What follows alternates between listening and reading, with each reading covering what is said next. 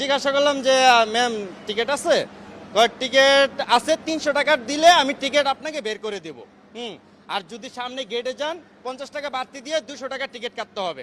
150 টাকার টিকিট 200 টাকার টিকিট কাটতে হবে। হ্যাঁ, তা আমি কই এত টাকা কেন বাড়তি দেব? কি কারণে, সমস্যা কি? আপনারা কি ব্যবসা শুরু করে দিছেন? এগুলা কি মানুষের কাছ থেকে চিটারি বাটপারি করে টাকা নিচ্ছেন? এগুলা কেন করতেছেন? মানুষের হয়রানি কেন করাতেছেন? পরে আমাকে টিকিট দেন, টিকিট বন্ধ, টিকিট দেওয়া যাবে না। হ্যাঁ, সিট নাইগা ঠিক আছে, আপনি আমাকে টিকিটটা তো দিবেন জেনুইন। আপনি 50 টাকা বেশি নিচ্ছেন, ঠিক আছে, আমার যাওয়ার জন্য আপনি আমাকে টিকিটটা তো দিবেন। টিকিট দেওয়া যাবে না, টিকিট বন্ধ। হ্যাঁ, 300 টাকা দিলে সে টিকিট আমাকে বের করে দিবে, তাছাড়া দিবে না।